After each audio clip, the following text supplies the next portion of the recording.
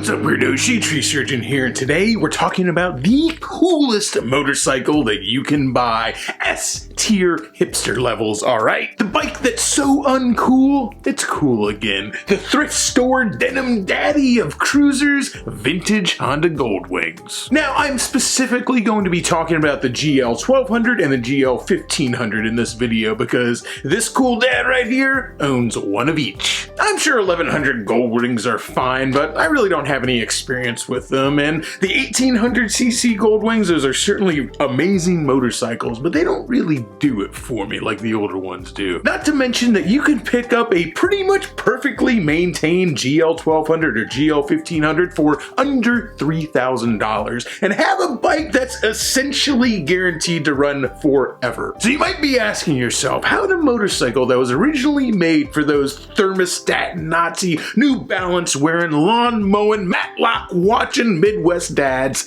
ever become cool? Well, I can't speak for everybody else, but I can certainly say why I think they're cool. For me, it's a combination of reliability, affordability, retro-futurism, wealth voyeurism, and a healthy dash of irony. I've already mentioned that you can buy an absolutely cherry vintage wing for the price of a couple of months rent, but unlike most older motorcycles that come with all these bells and whistles, they come to you reliable as a stone. Think about it like this. We're as far away from the 1980s now as the 1980s was from the 1950s. So if I were to buy the touring motorcycle equivalent of my 1987 GL 1200 Goldwing in 1987, my best option for as old as that bike is to me now would be a 1957 Harley-Davidson Hydroglide, which in the 1950s came with cutting-edge top-of-the-line technology such as front suspension and a oil filter. Seriously, a selling point of the Hydroglide was a standard oil filter. A 1980s Goldwing sitting next to a 1950s Hydroglide is like comparing an iPhone to an abacus. Yeah, they're both calculators, but you can watch porn with this one. The 80s and the 90s are really just like the Wild West when it came to vehicle technology, and manufacturers were throwing turbos and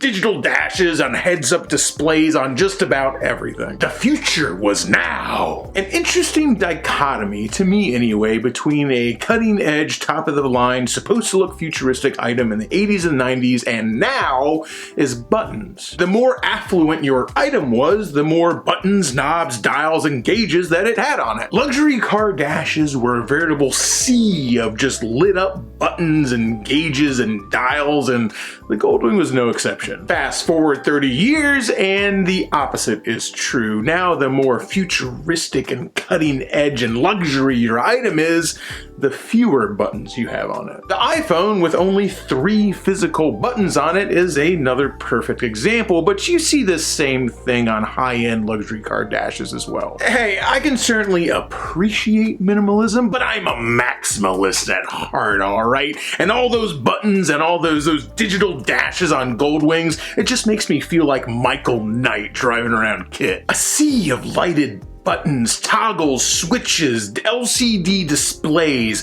This was the vision of the future that I was sold as a child. This was luxury. This was top of the line. And honestly, I still love it. As a kid, something like this was so unattainable. Like the level of luxury and wealth that a Honda Goldwing represented to me as a poor little white trash kid in the 1980s, that was so far out of reach and might as well have been on the moon. And the fact that as an adult now, 30 years later, I can easily purchase a luxury item from the 1980s at least that was very far out of my reach as a youth. Like, that just never fails to make me smile. And unlike a bunch of other Farkle-ridden high-end technology vehicles from the 1980s, everything on the Goldwing usually works flawlessly. So that is a highly detailed over-explanation of why I personally think Goldwings are cool, at least vintage Goldwings. They're a highly specialized touring motorcycle made with this level of retro-futurism that just makes everything seem like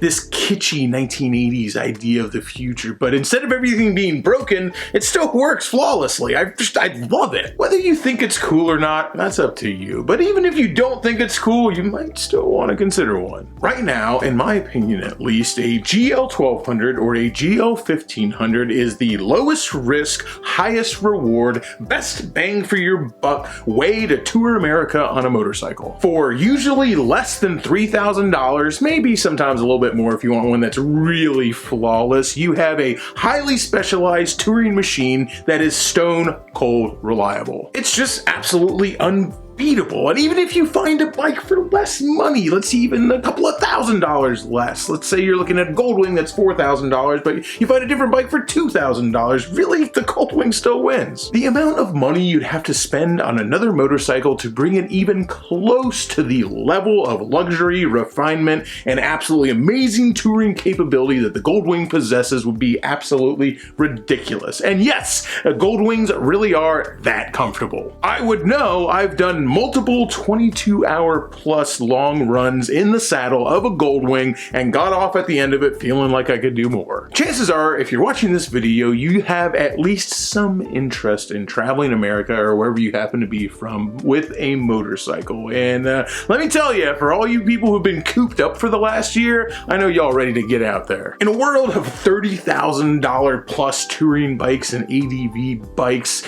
touring America on a highly specialized touring motorcycle can seem very unattainable as a Goldwing was in 1989 to me. I promise you, it's not. For a few $1,000s, you can be in possession of an incredibly reliable, highly specialized touring motorcycle that will take you, a passenger, and all your stuff coast to coast, and do it in total comfort. They accelerate great, they're easy to ride, they got a really low center of gravity, and honestly, they don't even handle that bad. At least the 1500 doesn't. The 1200 might leave a little bit to be desired. So why am I making a video telling you to go buy a vintage Goldwing? It's not like I own stock and crappy bikes from the 1980s. I'm just making this video to let you know that it's possible. If your dream is to travel America on the back of a motorcycle, that is a very achievable goal. I personally have had so much freaking fun and found it so rewarding to travel all across America on the back of old crappy Goldwings that I only paid a couple $1,000s on, that I just like, if anyone else is thinking about it, I really don't want you to miss out on this. Listen up, life is short. Buy the motorcycle. You can do this. Look at me, I'm a fucking idiot and I did it, so what's your excuse? I'm not gonna go super in depth on how to buy a wing or what to look for in a used Goldwing, but I have some other videos on that, so please subscribe, and a quick search on Google will usually let you know what to look for. The one piece of advice when buying a vintage wing I'll leave you with is this. You don't have to buy the first one you see. Just be patient. Honda made a ton of these things, and there's no reason that when you go to buy a vintage Goldwing that it shouldn't be absolutely cherry pristine, previous owner kept every single record and changed the oil religiously with the blessing of Rabbi, okay? That's the Goldwing you should be looking for. If you pull up somewhere and the Goldwing hasn't been kept in a garage, that's usually a no-go just right off the bat, because the guys who really own these things and really love these things were just absolutely anal about them. And you should buy a vintage wing from one of those guys, because chances are he maintained it perfectly and he's got a newer Goldwing sitting in his garage right next to the old one. I'm just saying, don't settle. There's good wings out there. You ain't gotta buy a crappy one. That's gonna about do it for this video. Don't forget to leave a like on it, comment, subscribe, and let me know if you've bought a vintage Goldwing. Till next time, y'all, keep it weird.